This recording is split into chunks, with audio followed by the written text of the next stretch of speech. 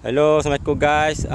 Saya nak review motor Avetta Vanguard 250 standard.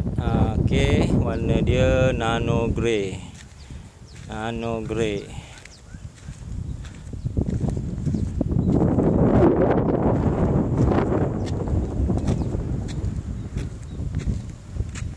Okey, dia dibekalkan dengan keyless, pakai keyless.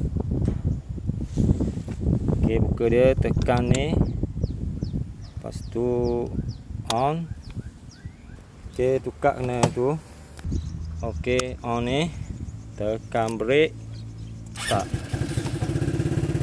Okey.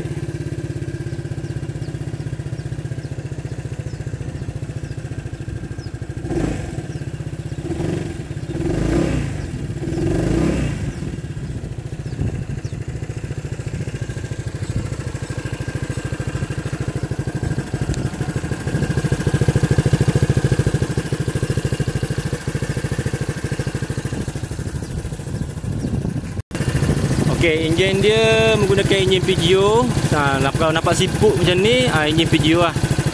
Lepas tu dalam blok piston dia, head dia pakai sauce. Ini dia simple.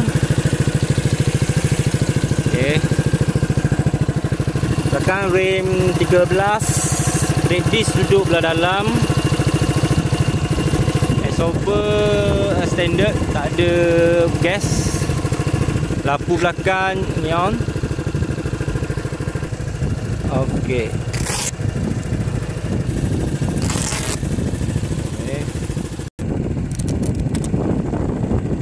Ni lampu high beam, tekan macam ni. Nak tutup low beam macam ni. Lepas tu nak beam amaran macam ni.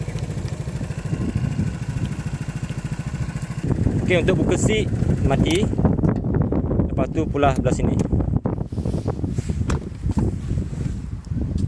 Belakang dia agak kecil lah, muat satu helmet je.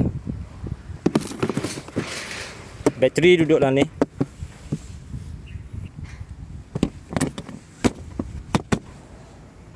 Nak buka ni kena pakai ni. Okey, nak buka tu tekan dulu.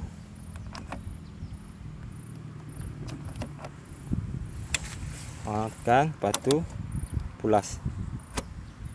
Okey. Lepas tu tutup balik lah.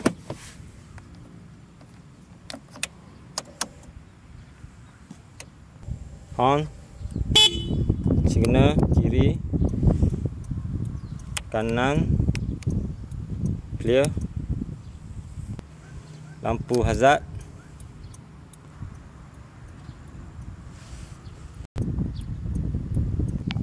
Brake disc untuk standard, kaliper biasa, kaliper standard lah, kaliper kecil.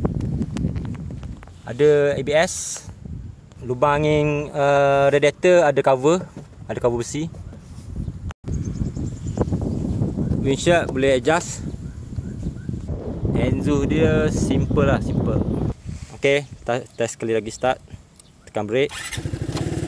Okey. Okay, bye. Thank you for watching.